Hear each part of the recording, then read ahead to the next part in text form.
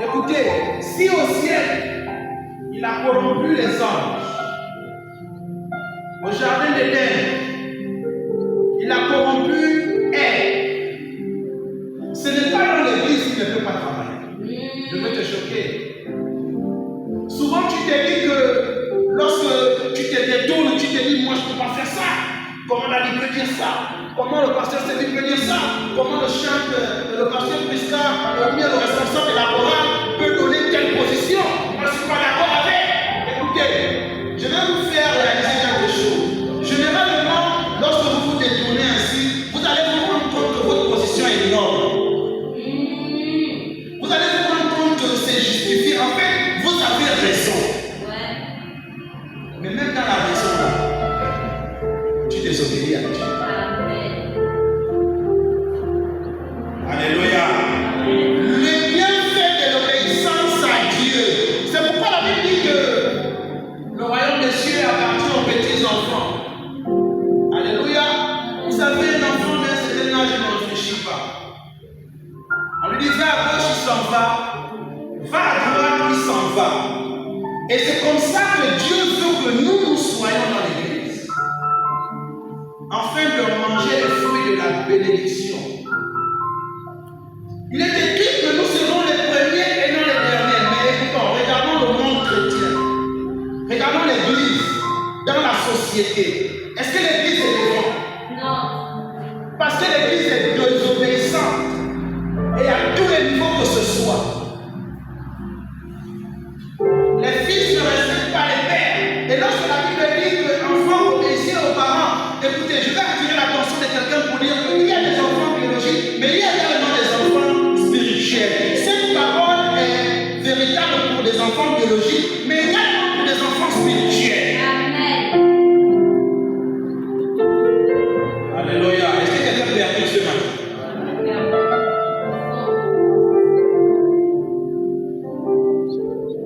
L'obéissance à Dieu. Je vais changer ce matin au travers de ce message ta façon d'écouter la voix de Dieu. Je vais changer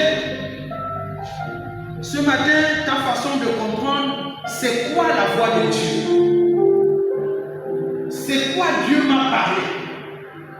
Nous avons installé un certain nombre d'habitudes qui nous ont fait oublier que la Bible déclare que Dieu parle tantôt d'une façon, tantôt d'une autre. Nous avons nous-mêmes choisi la manière dont Dieu doit nous parler. Et lorsque ça ne cache pas avec la manière que nous avons préétablie, ce n'est pas Dieu. Mais écoutez, depuis que nous réfléchissons comme ça, le diable nous a même empêché de réaliser que nous sommes toujours restés comme ça. Tu as une attitude de rébellion depuis que tu es rentré à l'église ou depuis que tu as atteint certain âge dans la famille. Tu ne respectes plus personne. Tu n'écoutes plus personne. Mais écoute, tu ne réalises même pas que tu as du mal à aller d'un point A à un point B.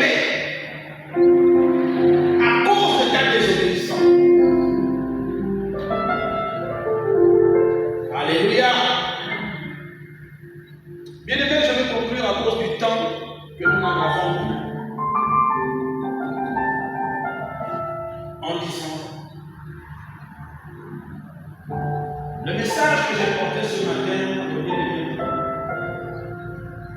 s'intitule les bienfaits de l'obéissance à Dieu.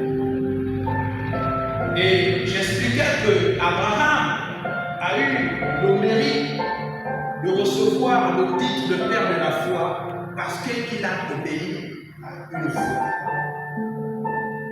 Jésus lui-même, qui a été élevé au-dessus de toutes choses, la Bible dit qu'il s'est humilié lui-même, devenant semblable aux hommes, en étant obéissant jusqu'à la mort.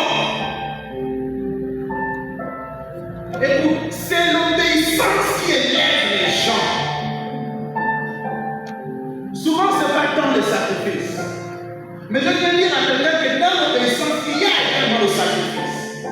C'est pourquoi l'obéissance vaut